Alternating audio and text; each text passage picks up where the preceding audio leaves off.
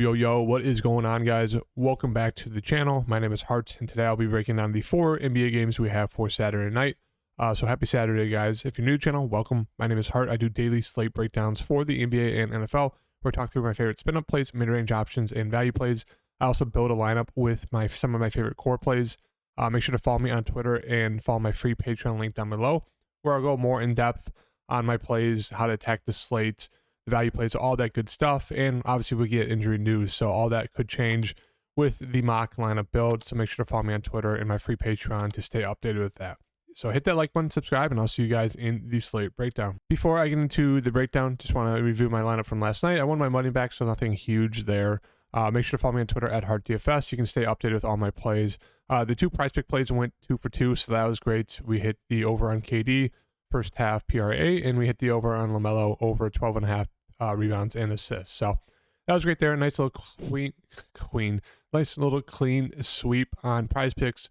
We'll have a video out for that tomorrow. Don't think I'll put one out today. We'll have to see. But yeah, we'll have one out for tomorrow. Love those videos. We'll continue that. But yeah, a little bit of a review of the core plays from yesterday was Harden, Maxey, Gafford, and Kenrich Williams. I ended up switching Kenrich out once we get that later news with, Powell and Luke Kennard and Jackson. It was annoying because I had none, and I had Victor Oladipo in here, and I think I had Winyan. And then once we kind of slightly got the news that Paul George and Kawhi were questionable, switched it around, and obviously it didn't really work out. But, still can't complain about cashing. The core plays were solid. Maxey was great. Harden was okay. He went 0-10 to start the game, which is frustrating. And then Gafford was very solid. And then Kenrich Williams, I think he got 18, so it's like, it didn't hurt you. The core plays were decent. And yeah, looking to get into the slate breakdown. So for the slate breakdown, we have a 4-game slate. Utah and Chicago, pretty solid game to start it off with. We had big news for the second game, so we'll get into that in a second. But for Utah and Chicago, we know the offense is going to go through Laurie, Clarkson. I think at their price points, they're both more secondary plays for me. Now, it really comes down to ownership. Like, if Laurie's going to be sub 10% on this 4-game slate, or even like sub 12%, same thing with Clarkson, I do really like them. Obviously, it's a great matchup versus the Bulls. It just comes down to the price points. They're not the best, especially with the value that has opened up with the news we got today. I'm sure there'll be more with the Lakers news as well. But right now, more secondary plays for me. Sure, you can get to a Conley. He's been decent. The Bulls are a good matchup, as I mentioned. Could get you mid-30s fancy points at that price point, which is solid. I think my favorite might be Olynyk. I mean, he's the riskiest just in terms of foul trouble, but he should see close to 30 minutes. The Bulls are a bigger team with Vooch, so they will run Olynyk out there. They'll run, Vanderbilt out there, Kessler out there, Beasley. I think Olynyk and Beasley are my favorite tournament options there. And that's really it. Markkanen and Clarkson right now, secondary plays, but they do look really solid in the matchup. Bulls side, as I said, it's pretty much the same breakdown every time for the Bulls. We know DeMar is going to be the safest. Obviously, last game wasn't his best just because Vooch and Zach LaVine were fantastic. Zach was 11-13 from 3, so if you want to ride the hot streak there, don't mind it. The price point's decent. Not the best, but not the worst. Vooch, same thing, coming off of almost a 2020 triple-double. Before then, he was good as well, so I like riding the hot streak here with Vooch. I think it's a fantastic matchup. I always talk about how we want to target the Utah bigs because they're terrible at defense, and we want to target them with the opposing team's big. So love Vooch there.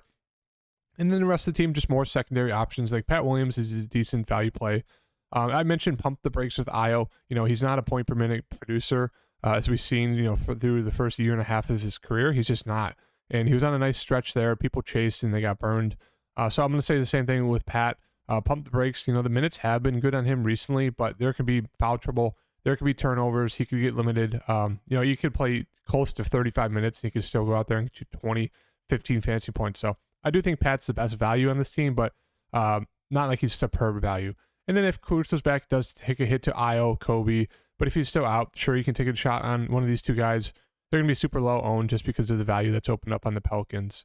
And then Drummond's there. He should see mid-teens if he's good to go without that shoulder injury. Now for the Pelicans, the big news that came out recently was Zion is obviously still out. Ingram's still out. And then we got the news that CJ is going to be out for this game. J-Val is also questionable. And Larry Nance is out. So a lot of news here. To break it down, Alvarado, more than likely not, is going to be the starting point guard. So at 3,900, I think he's pretty much a must play. I mean, he's going to see 30 plus minutes. Even if he did come off the bench for some reason, he should see 30 plus minutes in this spot here. Obviously, not the best matchup versus Dallas. There is blowout risk. So, keep that in mind. But, I mean, he looks great there at that price tag. We can expect, if J-Val's out, we can expect Hernangomez or Hayes to start. I think both of them are playable. I prefer getting the Hernangomez just because he's a little bit more better of a point per minute guy than Hayes. Hayes is also very, very foul prone. Hernangomez is foul prone at times, but he's just a little bit better of a scorer, rebounder than Hayes. But I definitely think you can play both of them. We know Hayes has some upside as well. He's just more of that high energy guy. He had 15, 9, 2, and 3 in the Indiana game in 31 minutes. So, I mean, he does have some upside, especially that price tag. So I really like, stacking the Pelicans guys. Obviously, it's going to be the chalky way, but I really think we need to do that. And then, so for that, obviously, if J-Val's in, sure, you can go to him, but I'd still prefer getting to the value guys. He'd just be a super, super contrarian play there. I don't think it would, with the blowout risk and just like the matchup issues, I don't think J-Val would be a need to play at all. He'd just be very, very, very risky contrarian play. But then for the wings, I prefer Murphy over Marshall and Jones. He's just a better shooter. I know Marshall is going to catch a ton of ownership just because of how well he's been doing the past 2 games when he's been out there. And so I think the ownership's going to flock to him. For that reason, I'm going to prefer getting to Jones and Murphy, with Murphy having the slighter edge over Jones because he's a better shooter. And then, as I mentioned, Hayes, he'll be a very solid play. Don't mind playing him with Hernangomez, but with both of them being center eligible, and if you want to play Vooch, you're going to have to make some decisions. I don't mind playing both Hernangomez and Hayes and leaving Vooch out, but it's going to be hard to leave Vooch out when he's in that prime matchup against Utah. And then, we will see minutes for, Graham. They're not the most secure. Maybe he sees around 20. Sure, you can do it, even though they're going to be low on guards. We saw that happen, I think it was a week or 2 ago. Sometime with the past month, it was kind of the same situation, and Graham only saw, I think it was like 15 minutes. So his minutes aren't secure even when they're down a bunch of people. Dyson Daniels is a sneaky play here.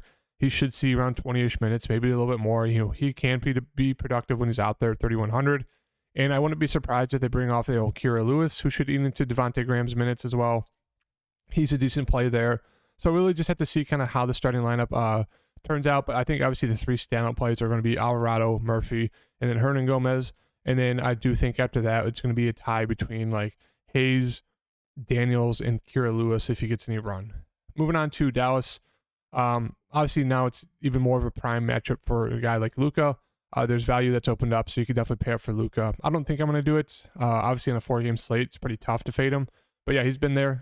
He's coming off his worst game of the season. He was injured or sick. I don't even know what happened there. But yeah, he was not the best. So you could definitely load up on him. But I really, really love Christian Wood, especially in this matchup. If we're going to get to Hernangomez defense, Christian Wood should be able to feast. He should see 30-plus minutes if he's not in foul trouble and the game's close. So really, really love Wood in his upside, especially if you want to get a piece to run it back with on that Dallas side and don't want to pay up for Luka. I do think Dinwiddie is great here as well. The minutes, they're just running their starters into the ground with the minutes. Now, this might be a game where, since the Pelicans are going to be down a bunch of starters, maybe the Mavs come out with news that Luka's going to rest, or one of these other guys are going to rest, and they're going to have to bring in a guy like Hardy, who I will mention in a second. But yeah, right now they're running their starters in the ground, so all 4 starters of Hardaway, Dinwiddie, Luka, and Wood look fantastic. With me, obviously preferring the main 3, Doncic, Dinwiddie, and Wood, just because they're more, they're safer plays and they're just better scores than Hardaway. Hardaway's more of just a 3-and-D, just kind of a spot-up shooter. So if he's not hot, he's going to really screw you over there at 5.8K. Kemba, they waived him, which leads me into Hardy. I do think Hardy becomes even a better play. I mentioned before, I made a video and I deleted it because we just got the Pelican news, so I wanted to redo the video. But yeah, Hardy could be a sneaky play here at 3,100. He's only really played in blowouts, but they waived Kemba. They said Hardy's earned some minutes. Now that it's set up to be more of like a potential blowout here, Hardy could see about 10 to 15 minutes. I wouldn't mind taking a shot on him there at 3,100. He's super, super aggressive when he's out there. He will drive the basket. So he could definitely be a sneaky tournament play there at 3,100. And then Bullock and Powell, sure, you can go to them. I don't think there's a need. Now moving on to the last 2 games, Orlando and Golden State. Great matchup here for both sides, I'd say. But there's blowout risk as this game is at Golden State. Powell looks great here. He's going to be the main guy for this Orlando side.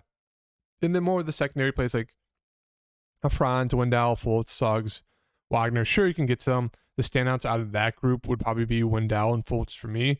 just because, you know, they should see about 30-ish minutes, maybe a little bit more. They are productive. With Mo Wagner back, he should be coming off the bench, seeing about 15 to 20 minutes. Don't think there's a need to get to him at that price point. So the real, you know, and then I will mention Gary Harris, 3,900. If he starts, you could take a shot on him. But right now, I think Paolo is the clear standout. And then it's going to be Wendell and Fultz as those secondary options for me. Sure, you can get to the other guys. I just don't think there's a need. For Golden State, pretty simple breakdown. Steph's still out. We do get Wiggins and Iguodala back. I'm assuming they're both going to be on some sort of minutes limit. Wiggins probably 15 to 20. Iguodala probably 10 to 15.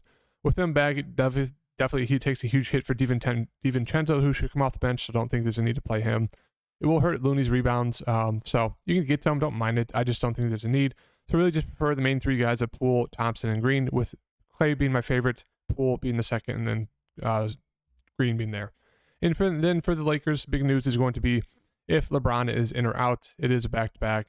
They are pretty short-handed, so if he's out, we're going to want to load up on Russ there. At his price at 7,600, coming off a near triple-double, even playing alongside LeBron. So love Russ. Even if LeBron's in, still like him a good amount as a contrarian tournament option. Obviously, if LeBron's out, Russ becomes fantastic. Schroeder would become kind of that main secondary guard who's going to look to score. He's been great recently. Bryant's been, you know, pretty solid. The minutes haven't been great, but you can definitely load up on him. Those three will lead the team if there's no LeBron. Pat Bev, don't think you need to do it. If Troy Brown's back, you could definitely take a shot on him as a value play. Should see mid-20s minutes, maybe a little bit more if he starts. Sterling Brown only saw 3 minutes. Christie saw 16. He's more 3 and D. Same thing with Juan. He's just not great. More of these cheaper guys, I'd really just look to Gabriel, who should see about 20-ish minutes. You know, if Bryant gets in foul trouble, Gabriel should see mid-20s, which he'd be very solid there at that price tag. And then Nunn, super score independent, but he will jack up shots. So you could definitely get to him. You know, if LeBron's out, it definitely really helps Nunn to get off the bench and be another guard. But if LeBron's in, I don't think his minutes are secure. I do think people are going to chase that, which it could lead to a maximum amount of pain. So we'll have to wait for that LeBron news. And then for the Kings side, I love Sabonis as well. So it's going to be hard to fit in these center plays with, you know, how much value's open up in the centers with the two Pelican guys, Vooch and Sabonis.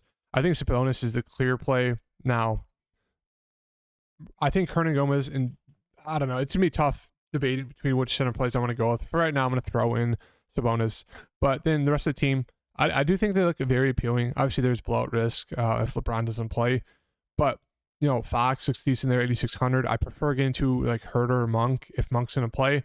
I think Monk has just more of the tournament appeal for me. But they're both very solid plays, Herder and Monk. Harrison Barnes is there. Don't think there's a need to get to him. And I do like Keegan Murray is kind of a value play here at 4,100. But that really does it for the breakdown. Obviously, the big news is that Pelicans side. So to finish out this lineup, we're going to go to this small forward spot. We're going to throw someone in here. For right now, I do like the Herder play there, so I'll throw him in there. And then to finish out this lineup, forward, we have 6,200 left over. Not the best plays I really like here. Let's see if we can move. I think we move Trey Murphy to the forward spot. Yeah, we can. So then it opens up the shooting guard. Let's see, shooting guard, still not the best in terms of just like people you want to target. You know, right now we'll just throw in Beasley for the sake of the video, just to finish out the lineup. But yeah, once again, stay updated with me on Twitter. Follow me on my free Patreon. I'll have updates once we get that Lakers news of how I want to switch up my lineup, my core plays, and all that good stuff. So yeah, hit that like button. I'll see you guys in the next video. Peace.